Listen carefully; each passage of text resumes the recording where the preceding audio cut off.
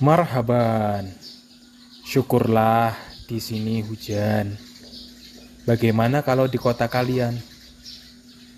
Nah, sebelum kalian menyaksikan, jangan lupa perhatikan disclaimer kami ya.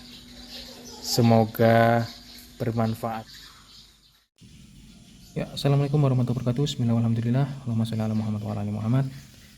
Ya, teman-teman, kita ucapkan puji syukur kehadirat Allah atas segala nikmat dan karunia-Nya ya. Teman-teman, pada kesempatan kali ini saya ingin mereview ya produk termometer tembak atau termogan ya, merek TAF Omicron AD801 ya teman-teman.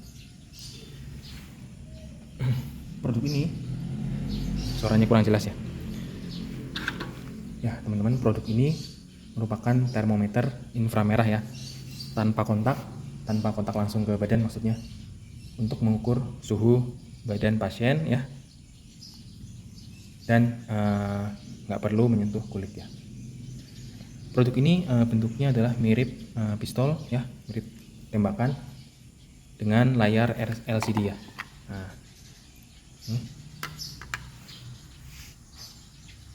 tambahan informasi yang lain, produk ini adalah jarak efektif untuk pengukuran suhunya adalah 3-5 cm, jadi harus diarahkan ke daerah dahi biasanya dengan jarak kurang lebih 3-5 cm ya. Kemudian rentangnya adalah 34 derajat Celcius sampai dengan 43 kurang lebih ya. Waktu respon dari sejak ditembakkan adalah kurang lebih 1 detik ya. Dan dia menggunakan 2 baterai A3 atau baterai AAA ya. Dan untuk indikator pengukuran suhunya, dia punya 3 warna teman-teman. Warna hijau untuk suhu normal, warna oranye untuk suhu yang agak tinggi, dan warna merah untuk suhu yang sangat tinggi ya. Oke, setiap produk pasti punya kelebihan dan kekurangannya. Demikian juga dengan termometer ini ya. Di antara kelebihannya adalah dia mudah digunakan, alhamdulillah ya, cukup mudah bagi orang yang menggunakannya. Dan juga dia pastinya adalah tanpa kontak, nggak seperti termometer yang ditempel di ketiak ya. Dia nggak perlu kontak dengan badan, jadinya diharapkan lebih higienis ya. Kemudian indikator warnanya tadi sudah saya sebutkan ada 3 ya, untuk membantu membaca hasil secara umum. Kemudian dia juga cukup enteng ya teman-teman, dan dia baterainya juga nggak butuh baterai yang besar ya, cuma 2 baterai A3. Nah, tapi termometer ini juga punya kekurangan ya. Kekurangannya yang saya temukan adalah ya yang ini di sini teman-teman, di bagian tanda polar baterainya ini nggak jelas, nggak terlalu terlihat gitu. Harusnya di sini lebih jelas lagi. Nah, ini min yang sebelah kanan plus, yang sebelah kiri min, sebelah kanan plus ya, seperti ini cara pasangnya, tapi dia nggak jelas sehingga cukup agak bingung bagi orang yang mungkin ya matanya kurang jelas. Harusnya dikasih tanda lebih jelas ya. Itu teman-teman untuk kekurangan yang pertama. Kemudian kekurangan lain